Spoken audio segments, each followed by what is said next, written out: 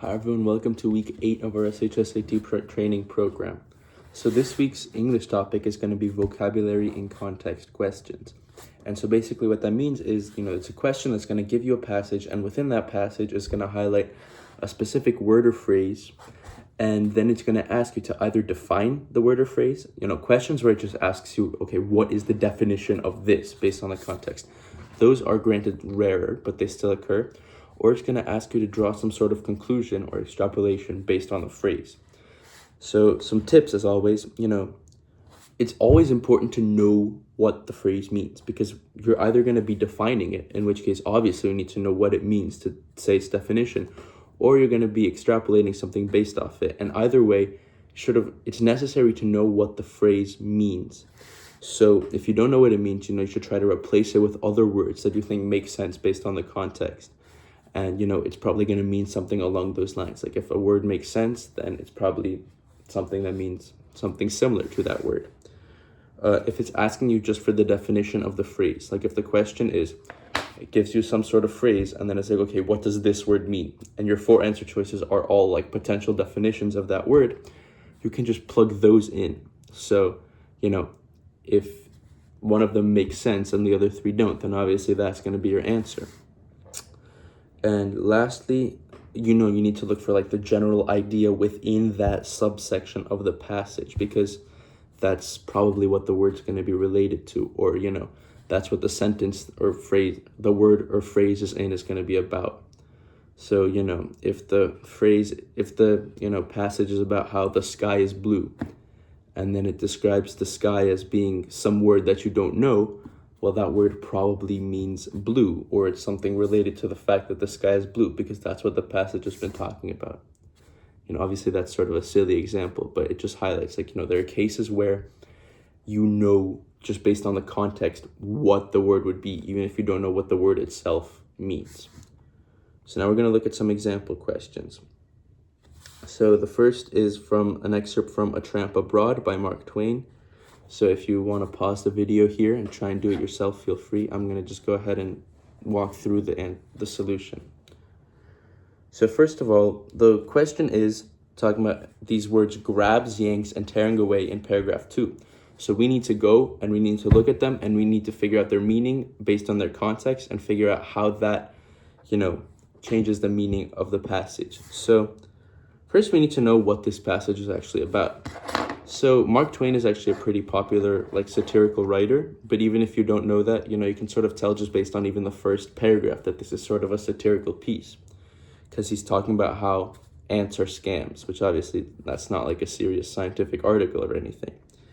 So, in the beginning he says okay, some ants are cool, but for the most part they're overhyped. They're not that cool or smart or, talented like most people say they are. And then in paragraph 2, that's sort of his concession in his argument. He's saying, I admit his industry, of course. And his is referring to the ant.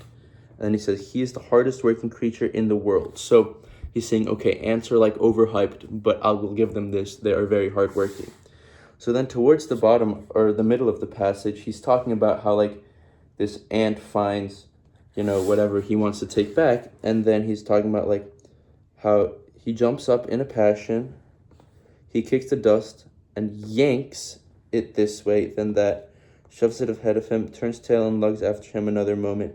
Then he gets madder and madder, then presently hoists it into the air and goes tearing away in an entirely new direction. And so that's where the yanks is. And he's sort of he grabs his property viciously. So basically he's talking about how he finds this sort of thing that he wants to take home, and then he's trying to get it actually back to where he lives. And he's grabbing it, he's yanking it. And then he's talking about how he's, working really hard. And then he talks later, he's climbs down again or tumbles down and starts off once more.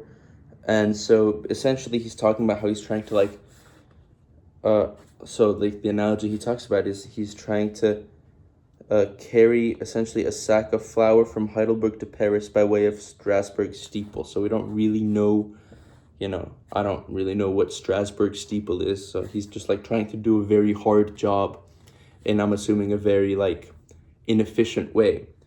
And then we talk about, we need to look at the answer choices. So The highlight the ant's beliefs that his work is important. Well, so sort of these phrases talk about how he's like really motivated and he's trying to do this work. This like grabs and yanks or whatever.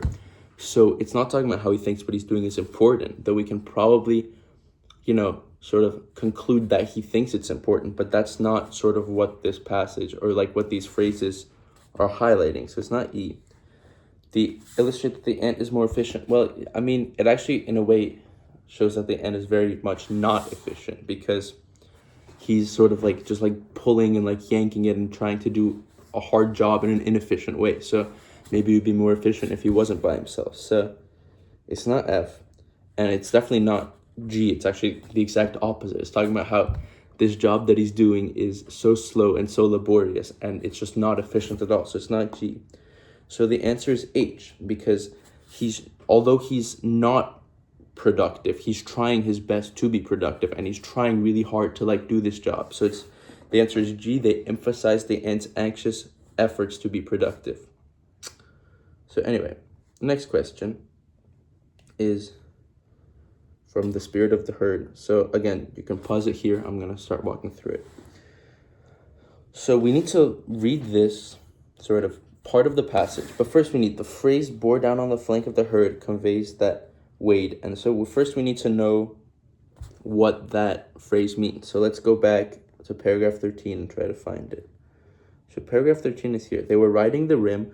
Close on their left bore down the flank of the herd, and on their right under their feet was a precipice, so close that they felt its blackness, its 300 feet of fall. So, this is sort of a phrase that maybe you should know, just based on like it's not that uncommon of a phrase, but basically bore down the flank of the herd in this case means that like the flank of the herd was coming at them from the left, and then there was a precipice to their right, and they were sort of riding between that. They were like riding the rim, which means they were right in between, or like on the edge of the precipice. So we need to know that bore down the flank means that the flank was coming at them. And, you can just sort of plug in like, that's a phrase that makes sense. Like, close on their left came to them the flank of their herd. So that would be like what I said before about like plugging in another phrase instead of the phrase that you might not know. So it's not conveying that he's struggling to see the front. It's actually talking about like the herd coming from the left. So it's coming at him. So he would be able to see the front of it. It's not A. It's not talking about how fast they're riding. It's more so talking about like the location that they're riding and how they're between the herd and the cliff. And then D it talks about how the drop of the cliff is frightening them. It doesn't mention about how frightened the herd is from the drop of the cliff. So the answer is actually C, because it's talking about how he's sort of riding the rim. He's on the edge of the cliff. And also on top of that, from his left is coming like this crowd, this herd. So the answer to 33 is C. And so again, the last question is here. So, try to pause it here if you want. I'm going to go through the answer. So, which of the following best describes animal species that function as a keystone? So, essentially, here, all we have to do is define what a keystone species is. So let's go to line 35. That's where it mentions keystone species. Because of the importance of bats' roles in pollination and seed distribution, scientists consider them a keystone in the ecosystems of tropical rainforest. So it says the fact that they're important to pollination and seed distribution makes them a keystone species. So probably what we can extrapolate from this word in this context is that species that are like important to their ecosystem are keystone species. So let's look at 47. So they can be threatened with extinction. Well, I mean, yeah, but all animals can be threatened with extinction, and it doesn't talk about extinction at all in that passage. So it's not A. They are a food source for other animals. Well, actually, it doesn't talk about other animals eating the bats. It talks about bats pollinating and distributing seeds. So it's not B. Oops.